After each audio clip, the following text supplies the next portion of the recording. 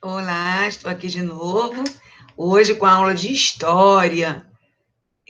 Temos muitas novidades. E o mês de abril é um mês com muitas datas comemorativas e que nós não encontramos mais nos nossos livros, né? Nós temos Dia do Livro, temos o Dia do Índio, os índios contribuíram tanto para a nossa cultura, não é? E eles estão tirando essas datas do livro. Mas a tia Rosa hoje trouxe um pouquinho sobre a história dos índios para vocês também. Vamos começar com o tema do nosso livro, tá? E depois nós vamos para os índios. Vem comigo.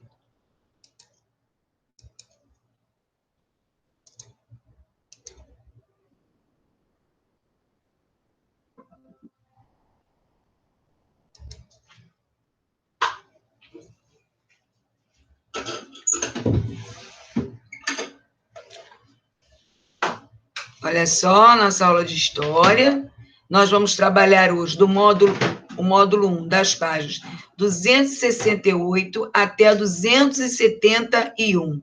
Vamos ver qual é o tema de hoje?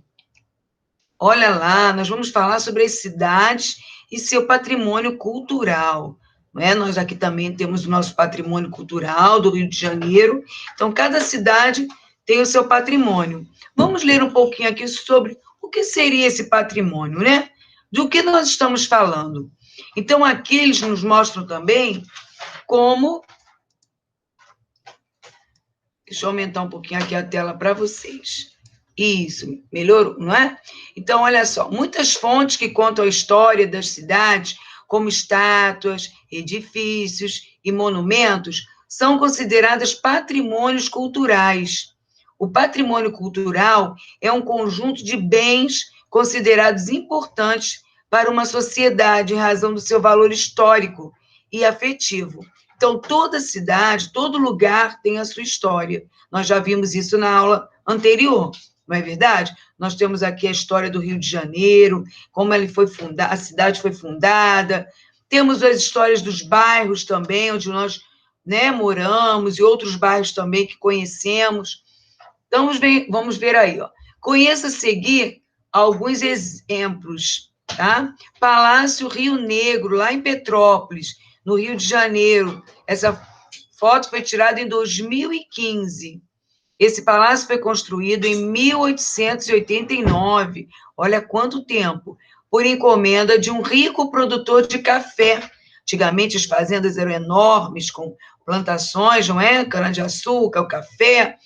Então, atualmente, ele preserva a memória da produção de café no Brasil, contribuindo e colocou, né, lá nesse museu, para que todos pudessem ver. Olha só como é grande. Vaso de cerâmica Marajoara, em Santarém, Pará. Essa foto foi tirada em 2013. Além de edifícios e monumentos, muitos objetos do artesanato também são considerados patrimônios culturais. O acervo de cerâmica do povo indígena Marajoara, por exemplo, é considerado patrimônio cultural brasileiro. Então, quem tiver a oportunidade de conhecer o Pará, vai ver essas peças confeccionadas pelos indígenas, tá?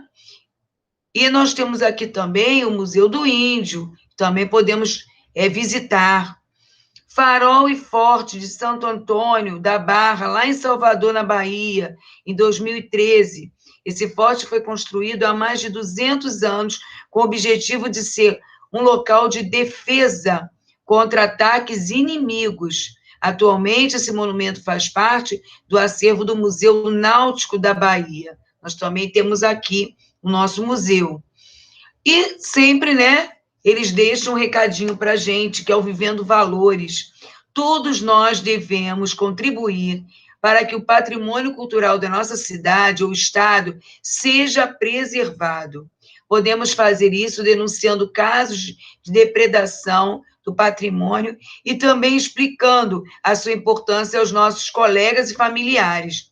As pessoas, né, algumas pessoas têm o hábito, né, um hábito muito feio, muito ruim, de pichar estátuas, os muros. Isso é muito, muito ruim, porque está depredando um patrimônio da nossa cidade, do estado, né? Do lugar onde moramos.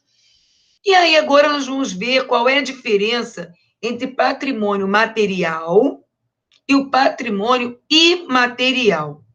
O conjunto de edifícios, monumentos e objetos artesanais, como os mostrados nestas páginas, é chamado patrimônio material, tá?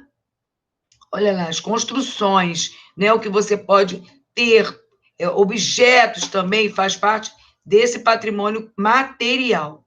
Há também o patrimônio imaterial, que se refere aos saberes, às manifestações e às formas de expressão de uma sociedade.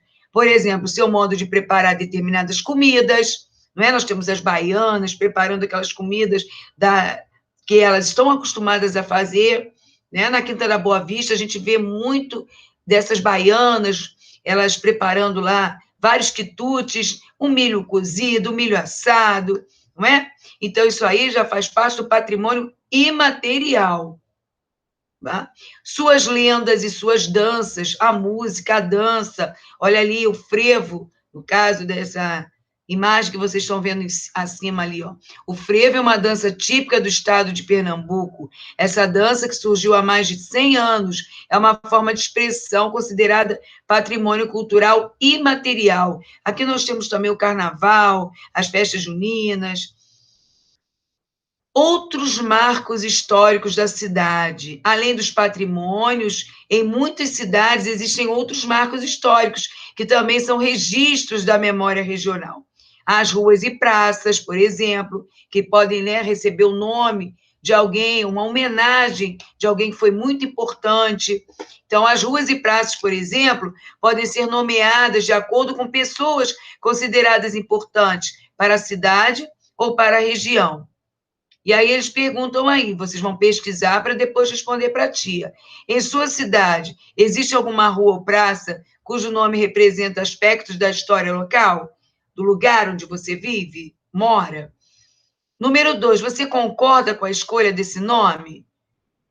Se você concorda, sim, e explica o porquê de você concordar. Se você disser não, também vai explicar o porquê do não. Tá? E aí nós temos uma imagem, olha, passeio público Marcos Steiner Neto, em Itu, São Paulo. Olha só, o nome do local faz referência a um conhecido comerciante da cidade. Então, eles quiseram homenagear esse comerciante. De repente, foi uma pessoa muito importante, né, ajudou muita gente, e acabou sendo homenageado pelas pessoas que moram lá. Bom, e aí começam as nossas atividades do livro. Explique o que é patrimônio cultural e comente as diferenças entre patrimônio material e imaterial.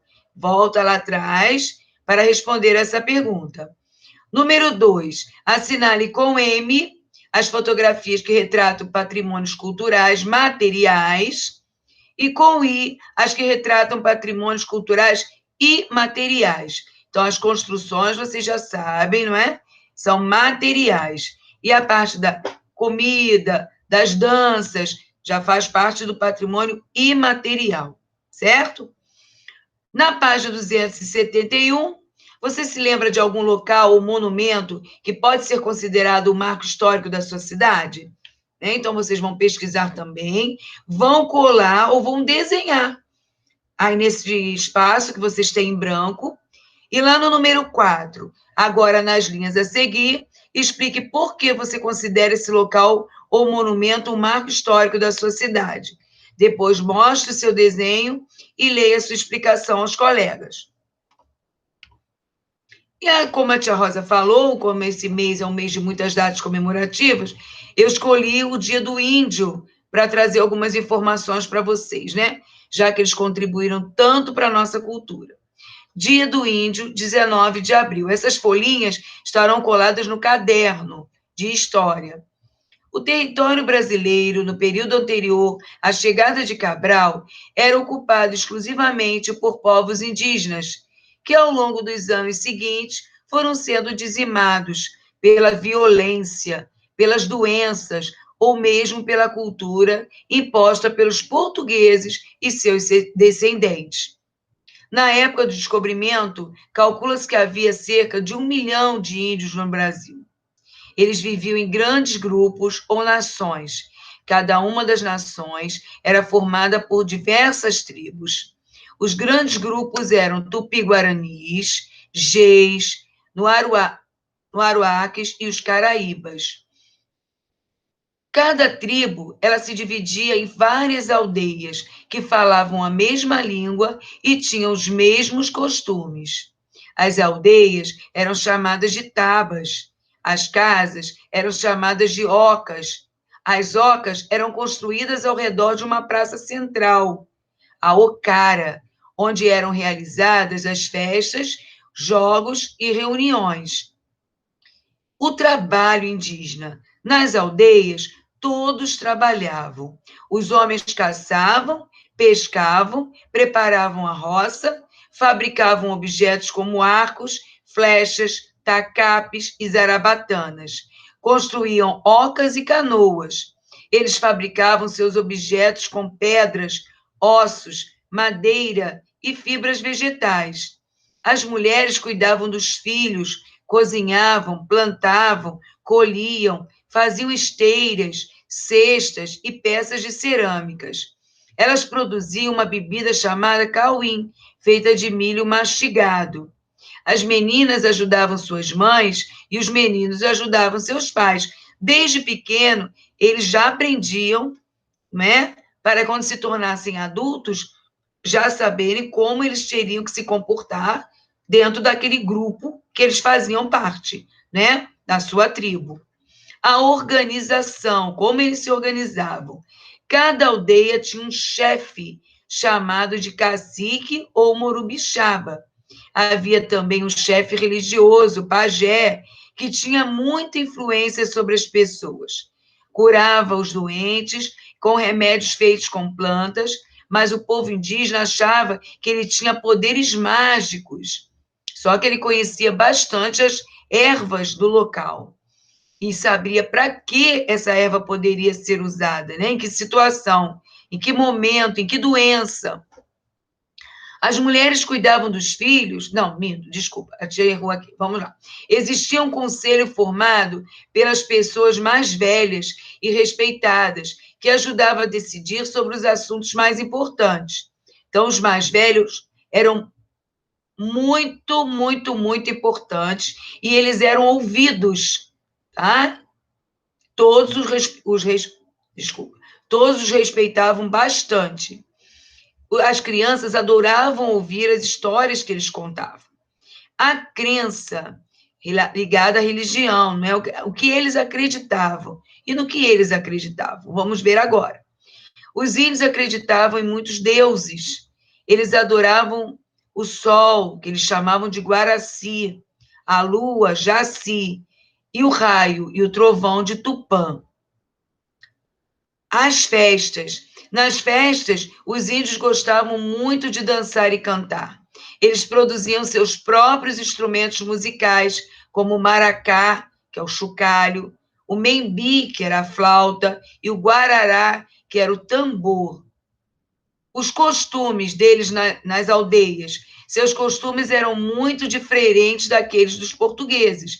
Eles andavam nus, né?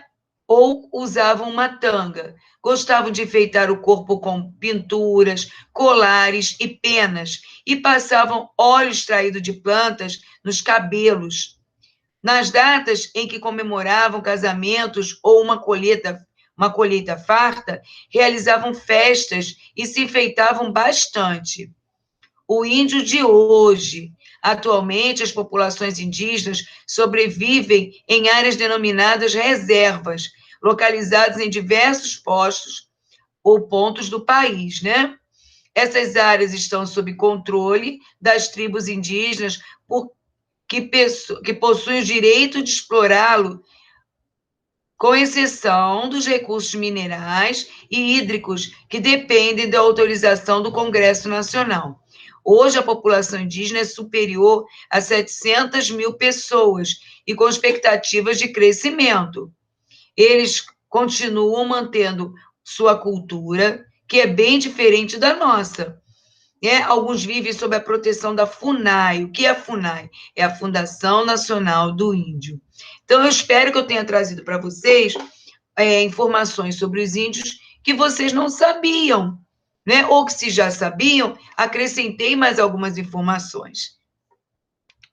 E aí, volto a dizer, né? Nós temos muito que estudar, não podemos ficar parados, mesmo estando em casa, e eu estou com muita saudade de vocês. Se cuidem, tá? Até a próxima aula.